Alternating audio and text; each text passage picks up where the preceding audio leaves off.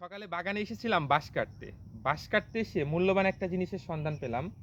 আপনারা দেখতে পাচ্ছেন এই গাছটা, এটাকে বলা হয় জিঞ্জার লিলি গাছ। আবার প্রাকৃতিক শ্যাম্পু গাছও বলা হয়। এটা বলার পিছনে একটা কারণ আছে। কারণটা হচ্ছে এই গাছে যে ফুলটা ধরে, আপনাদেরকে দেখাতে চাই এক মিনিট। এই গাছটাতে যে ফুলটা ধরে, এই যে দেখতে পাচ্ছেন, এটা অনেকটা শাপলা ফুলের সাদৃশ্য থাকার কারণে এটাকে লিলি বলা হয়। Shampoo ginger lily. এই ফুলটাতে চাপ দিলে এক ধরনের এই যে হালকা আঠাযুক্ত তরল পদার্থ নিষ্কাশন হয়। এটা অনেকটা শ্যাম্পুর মতো। প্রাকৃতিকভাবে রবের কি সুন্দর সৃষ্টি। রব এটাকে প্রাকৃতিক শ্যাম্পু হিসেবে তৈরি করে দিয়েছে। এটা উন্নত বিশ্বের লোকজন ব্যবহার করে থাকে। আবার আমার দেশের বিভিন্ন নার্সারিতেও এই গাছটা বিক্রি হয়ে থাকে।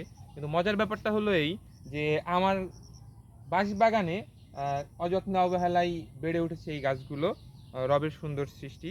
আর এই ফুলটা এখন অবশ্য অপরিপক্ক আছে। পরিপক্ক হলে এই ফুলটা হালকা লালচে ধরনের বর্ণের বা লাল বর্ণের হয়ে থাকে।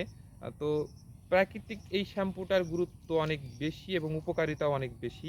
কোনো কেমিক্যাল ছাড়াই শ্যাম্পুটা প্রাকৃতিকভাবে রব তৈরি করে দিয়েছে। তো এটা